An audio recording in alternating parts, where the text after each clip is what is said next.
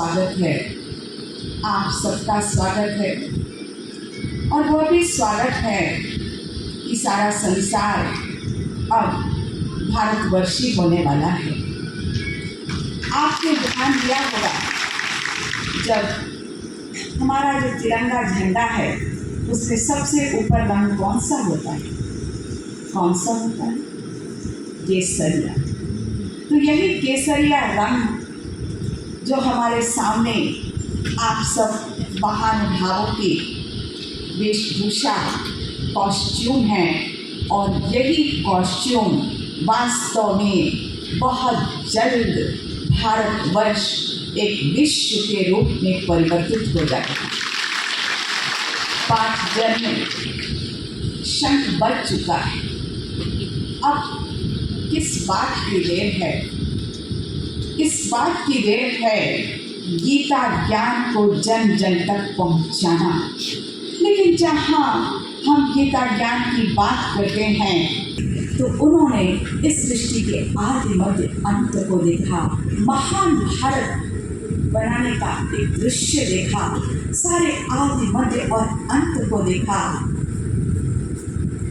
जब देखा अब उनको लगा ये तो जन जन तक के बात जाने चाहिए। मतलब उस समय युद्ध नहीं था, वो तपस्या कर रहे थे। और तब वो ब्रह्मा जी के पास गए और ब्रह्मा जी ने कहा कि आप गणेश जी को इसका माध्यम बनाओ, और गणेश जी ने इसका लिखा।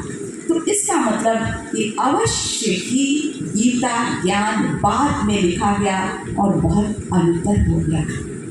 इस बात को ध्यान देने की बहुत आवश्यकता है कि गीता शास्त्र जिसका कि आज इतना ज़्यादा महत्व है, जो सबसे बड़ा आध्यात्मिक शास्त्र है, सिर्फ उसके कुछ शब्दों को पढ़कर लोग मैनेजमेंट और क्या नहीं कर पाते। और अगर गीता ज्ञान हमारे जीवन में आ जाए तो परिवर्तन आ जाए। मुझे एक छोटी सी घटना याद आ रही है।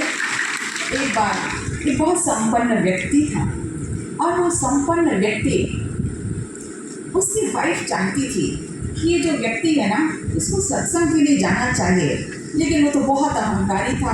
उसको लगता था अरे मैं क्यों जाऊँ। लेकिन एक बार जब उसकी वाइफ बहुत पीछे पड़ गई तो उसने कहा अच्छा ठीक है मैं जाता हूँ। तो जब वो सत्संग में पहुँचा सत्संग से, तो कहा मैं 3 शब्द सुनकर आया हूँ, आइए आइए, बैठिए बैठिए, जाइए जाइए। तो कहा अच्छा चलिए ठीक है, यही मंत्र अब तुम रात भर करना। वो तो समझ गई थी, तो सो गया होगा। अब वो रात में तो नींद नहीं आ रही थी। क्यों नहीं आ रही थी? क्यों नहीं आ रही थी? क्योंकि सत्संग में सोकर आया था। जब सोकर आया था तो नींद कैसे आएगी उसको? तो वो जग रहा था, तो ऐसा लगा कि घर में कोई घुसा। तो अब वो तो रट ही रहा था, आइए आइए आइए।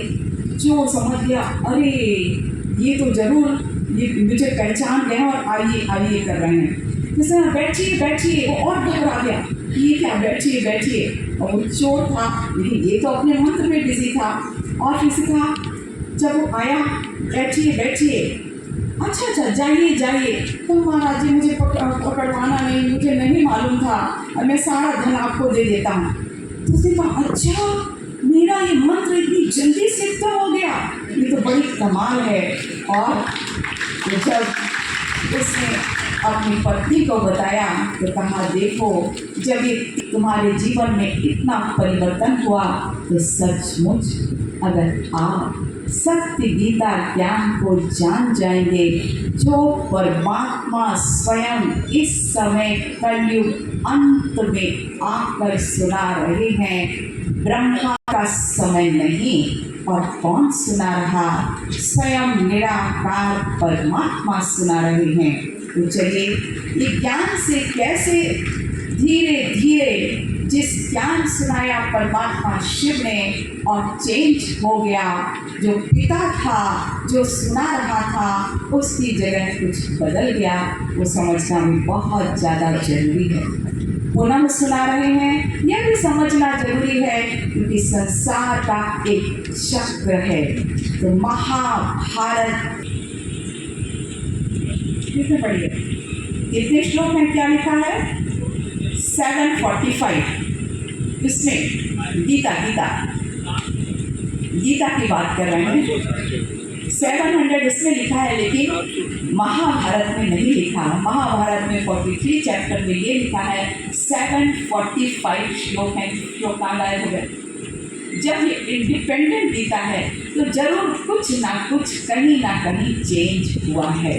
तो इस बात को समझना बहुत ज़्यादा जरूरी है कि गीता में सत्य तो है, लेकिन जब उसकी कमेंट्रीज लिखी गई तो भी भगवान के बारे में बहुत सारे मत हो गए।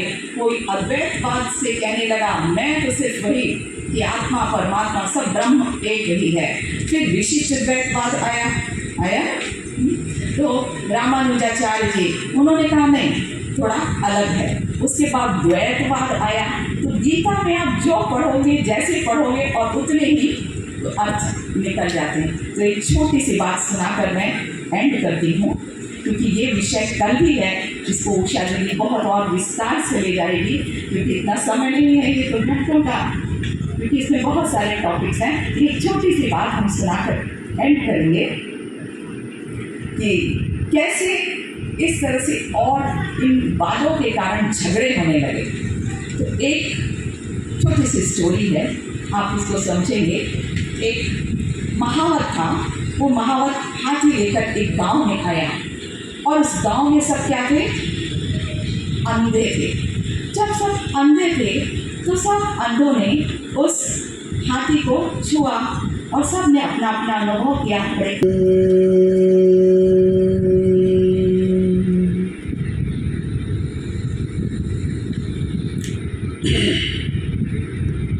आज का ये पावन और पवित्र प्रसंग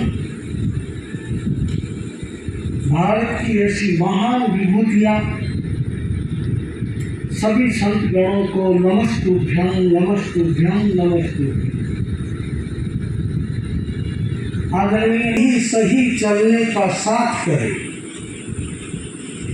यूं तो दूरी से दूरी बढ़ती जाएगी, यूं तो दूरी से दूरी बढ़ती जाएगी, कभी तो अपनों से अपनी मुलाकात करें। कि आज का ऐसा संत महासम्मेलन, एक बात आज के प्रसंग पर कह लेनी चाहिए। ये ब्रह्मा कुमारी प्रजापिता ब्रह्मा कुमारी ईश्वर के विश्वविद्यालय माउंटा में नहीं टूटती है। तपस्या की रोशनी, ऐसी पॉजिटिव एनर्जियों का संगम। जय हमारे गुरु जी का मंत्र था, किशोर गुरु जी महाराज